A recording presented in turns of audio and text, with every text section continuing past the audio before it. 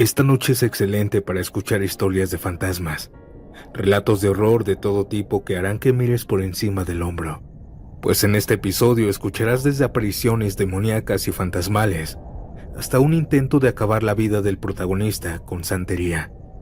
Así que acomódate, apaga las distracciones y prepárate para adentrarte a lo desconocido. Mi nombre es Santiago. Comencemos.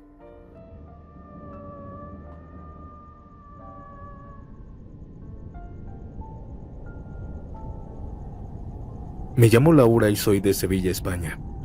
Quiero contarles algo que me ocurrió hace un tiempo. Aquella noche regresé a casa después de una larga jornada de trabajo. Estaba realmente agotada.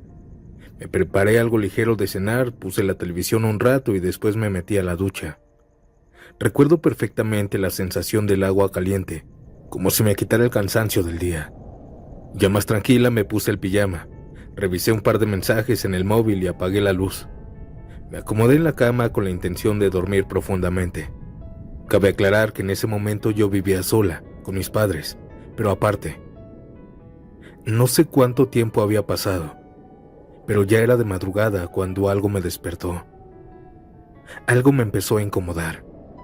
Al principio pensé que era mi imaginación, una sensación extraña en el ambiente, como si me estuvieran vigilando, como si el aire en la habitación se hubiera vuelto más pesado. Traté de ignorarlo y volví a cerrar los ojos, pero fue entonces cuando lo sentí. El colchón comenzó a hundirse claramente. Era como si alguien se hubiera sentado en la orilla de la cama. Abrí un poco los ojos intentando convencerme de que había soñado, pero el peso estaba ahí. Unos segundos después, esa presencia se deslizó lentamente acomodándose a mi lado. El miedo me paralizó cuando unas manos ásperas, pesadas, comenzaron a tocarme primero por encima de la cobija. Yo no podía moverme, estaba completamente inmóvil, y aún así estaba consciente de cada segundo. Las manos se volvieron más invasivas, ahora debajo de mi ropa. La sensación era tan desagradable. Aquellas manos estaban extremadamente frías. Eso solo duró unos segundos, pero los más lentos y aterradores de toda mi vida. Cuando finalmente recuperé el control de mi cuerpo, me levanté sobresaltada. Encendí la luz y recorrí la habitación con la mirada. Pero no había nadie. Todo estaba cerrado, igual que cuando me acosté. Pasaron los días y yo no podía sacarme esa experiencia de la cabeza.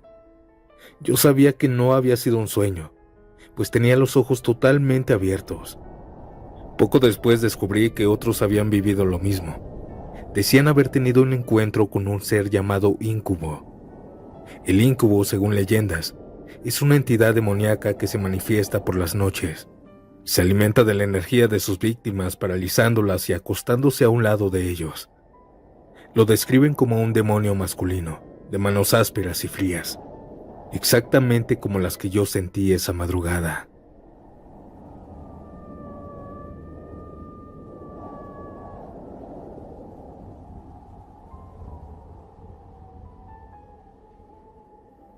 Quería contarles mi historia sobre algo que aún no olvido. Esto no ocurrió en un pueblo, ni en un rancho, ni en las afueras de la ciudad, sino en pleno centro de la ciudad de Guadalajara. Me pasó cuando tenía alrededor de 8 o 9 años. Yo vivía en un departamento donde había una entrada común para todos. Yo vivía en la planta baja. Mi cama estaba junto a una ventana por donde se veía toda la entrada. Una noche mientras dormía me despertaron unos ruidos, al parecer de una mujer. Se escuchaban gritos, como si estuviera llorando. Me senté en la cama y volteé a ver si mi hermana también los escuchaba, pero ella seguía profundamente dormida. Me quedé mirando hacia la ventana y entonces la vi. Era una mujer con lo que parecía ser un vestido blanco. Caminaba lentamente hacia los demás departamentos. Me quedé pensando si era alguna vecina la que le había pasado algo. Pero después volvió a pasar justo al frente de mi ventana. Y ahí ocurrió lo más extraño. Ambas cruzamos miradas. Nos vimos directamente a los ojos. Ella parecía una persona normal, no como en las películas. Sin embargo, había algo inquietante en su mirada. Ella tenía el cabello negro, largo. Aún así, su presencia me daba muchísimo miedo. Comencé a sentir el ambiente muy helado. Aquella mujer seguía llorando y soltando esos gritos que me helaban la sangre. Rápidamente me tapé con las sábanas, pero la luz de la noche y de los departamentos me hicieron ver su sombra a través de la ventana. Ella estaba quieta, mirándome. Yo traté de dormir como pude. Esperé a que amaneciera. A la mañana siguiente desperté pensando, ¿y si era la Llorona? Pero no gritaba como todos dicen, ¡ay, mis hijos!, como en las leyendas.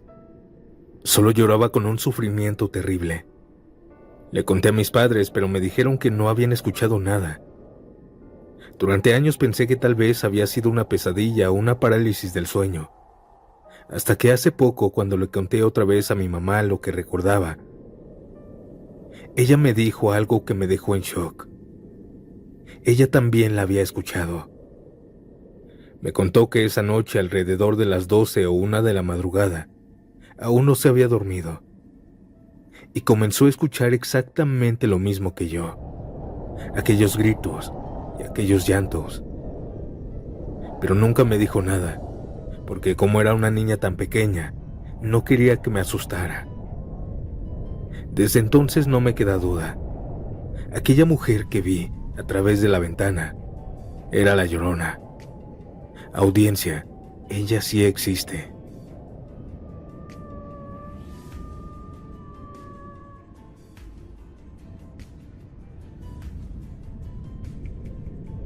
Les voy a contar mi terrible experiencia que devino de un trabajo de santería con el objetivo de quitarme la vida. Terminé la carrera de Derecho en 2015. A mediados de ese año, Claudia, mi mejor amiga, la que conocí en la universidad, me invitó a trabajar en el despacho en el cual trabajaba. Era un despacho por recomendación que le servía a un círculo selecto de empresarios y políticos. Todo marchaba perfectamente bien. Trabajábamos a gusto con el ímpetu y la emoción de saber que por fin habíamos terminado la licenciatura y que en algún momento podríamos llegar a ser socios en ese despacho. Pero mi tormento empezó en agosto del 2016. Una mañana me disponía a realizar mis labores de calle, cuando al salir del despacho me percaté de un auto estacionado al frente del portón. Dentro estaba Claudia, junto con una abogada llamada Beatriz, la cual ocasionó en mí una sensación de rechazo o desconfianza que no me pude explicar. Le comenté a Claudia y ella me dijo que esa mujer era la mano derecha de nuestro jefe y que ocuparía un lugar en nuestra oficina próximamente.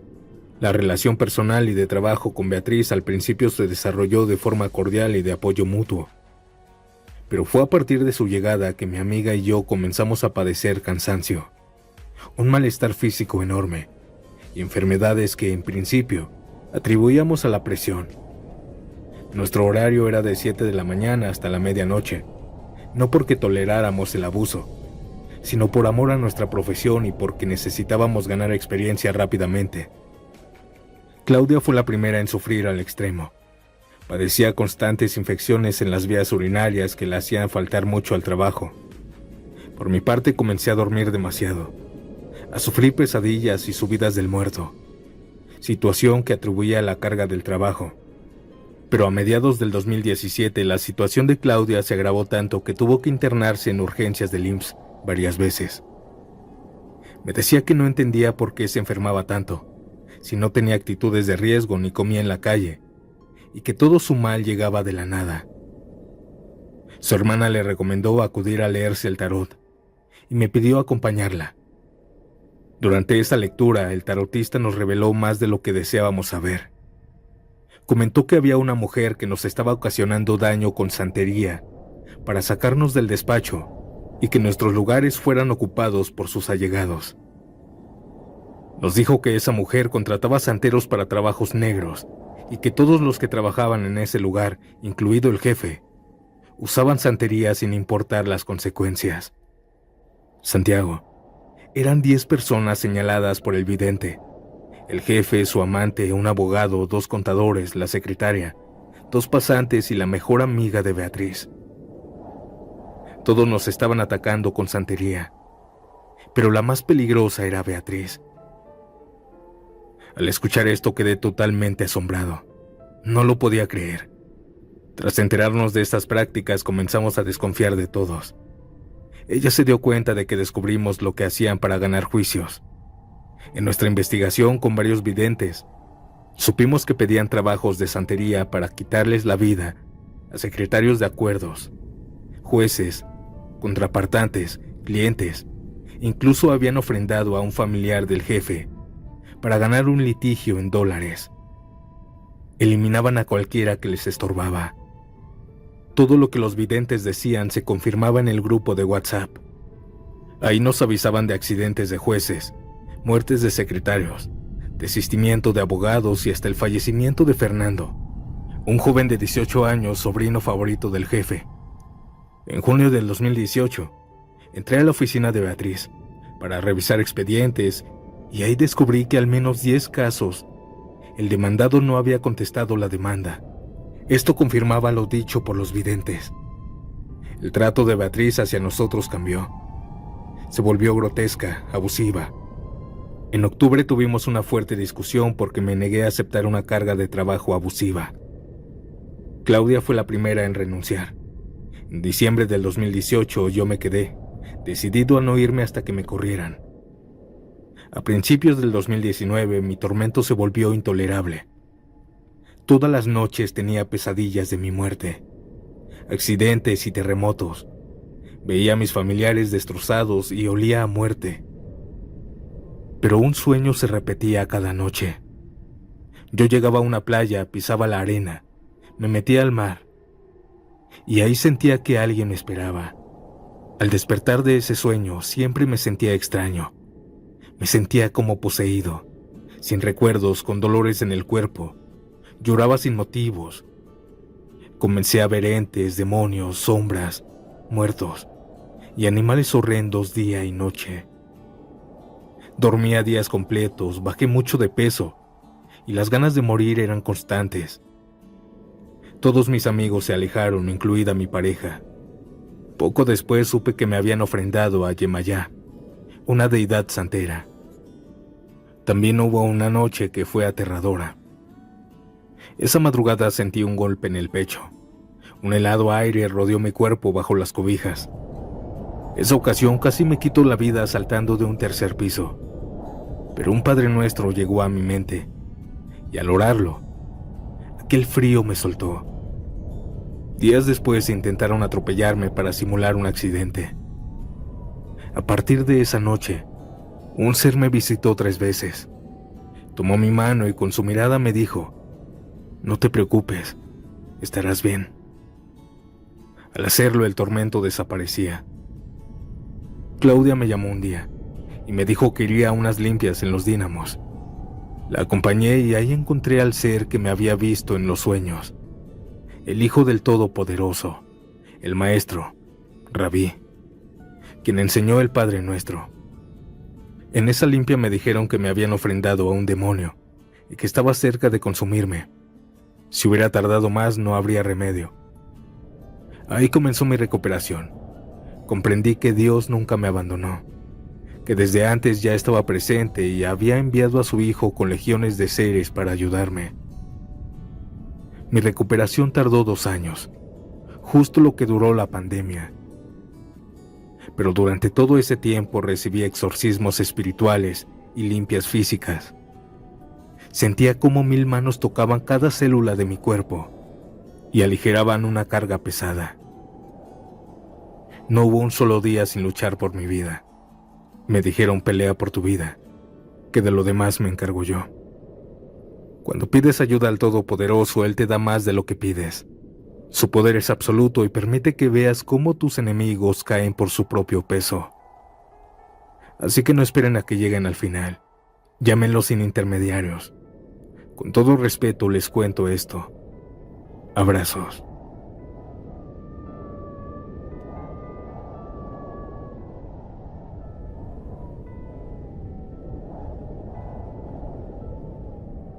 Me gusta demasiado escucharte relatar tan impresionantes historias de terror y miedo, y es por ello que me atreví a mandarte lo que me pasó. Dígame Emrys, servidor de Iwe. Este es un seudónimo que utilizo debido a que realizo ciertas actividades espirituales de alto riesgo, Por tal razón te pido por favor que no reveles mi nombre real. Debido a mi profesión terrenal tuve que hospedarme en una casa de mi tío durante casi un año. Él vive en un pueblito de la sierra oaxaqueña. En esos pueblos el día comienza a las 4 de la mañana, cuando todos se levantan para realizar actividades propias del campo. Por dicha razón, la hora para dormir siempre es a las 6 de la tarde.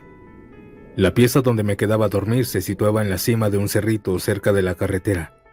Era el único cuartito en ese lugar, pues el terreno mide media hectárea y pareciera que la casa está en despoblado. La razón es que los terrenos son muy grandes y gran parte de ellos son utilizados para sembrar. Así que la cocina, comedor y estancia se situaban algo alejados de donde me quedaba a dormir. Cierta noche me agarró un sueño algo pesado, quedándome dormido de manera inmediata, lo cual es raro en mí ya que siempre me cuesta trabajo dormir.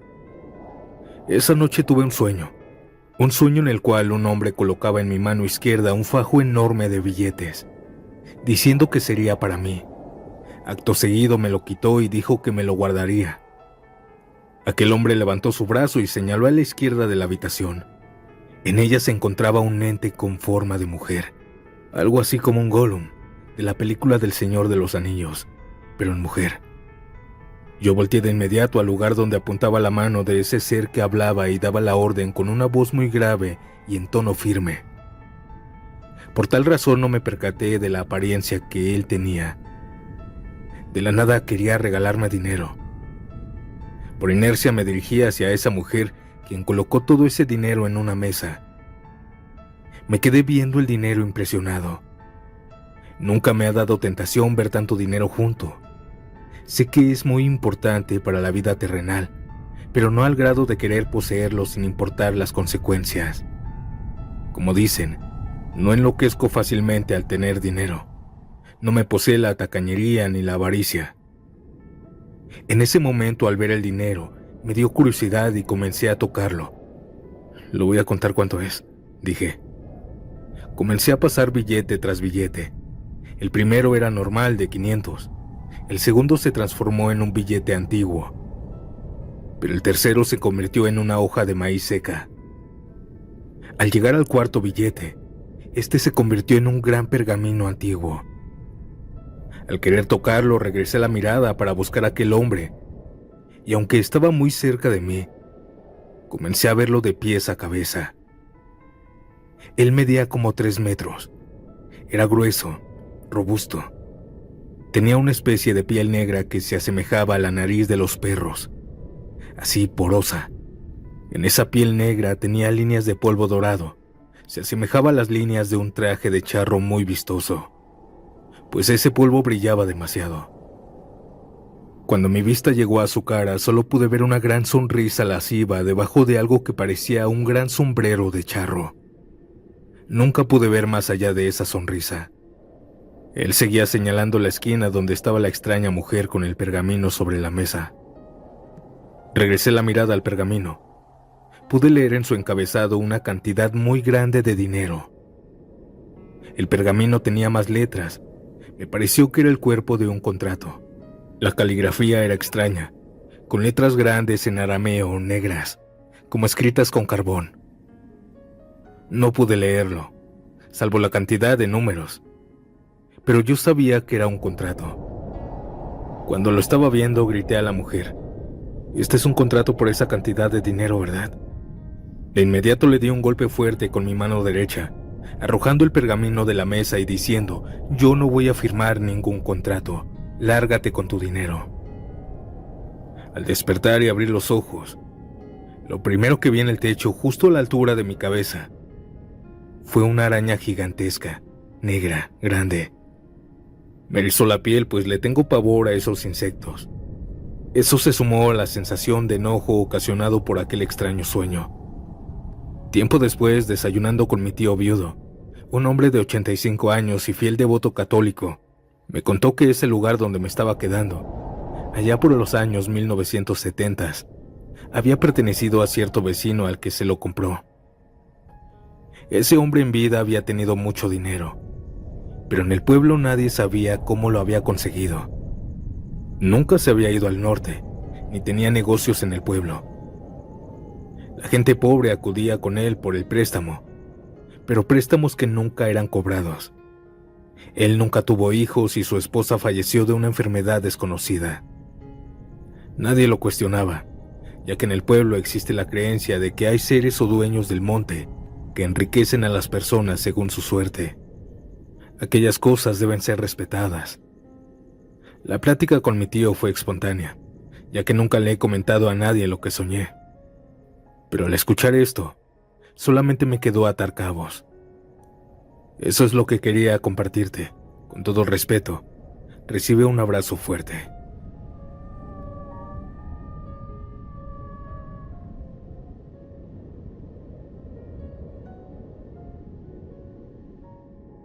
Me llamo Celine, buenas noches.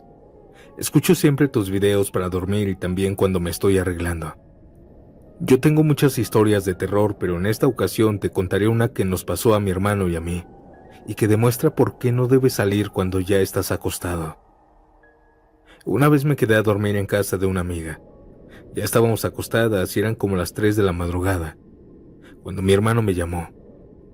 Él había salido de fiesta y yo no quería salir por él porque me daba miedo que algo nos pasara. Pero en el teléfono se escuchaba raro, como si hubiera ingerido algo. Le pregunté que qué pasaba y me dijo que se sentía mal, después de tomar algo que le ofreció una amiga. Me dijo que si podía ir por él porque ni siquiera podía manejar y ni siquiera podía mantenerse de pie. Así que nos levantamos y mi amiga me acompañó a buscarlo. Al llegar al centro nos detuvimos en el semáforo para esperar la luz verde. Cuando cambió y avanzamos apenas unos 5 metros, la moto se apagó justo al frente de una plaza. La moto no respondía, y así pasaron 5 minutos. Y fue entonces cuando 2 carros se estrellaron contra un poste. Yo me asusté tanto que me caí de la moto, y mi amiga me gritó que me subiera rápido para irnos de ahí. En cuanto me subí, la moto encendió normalmente.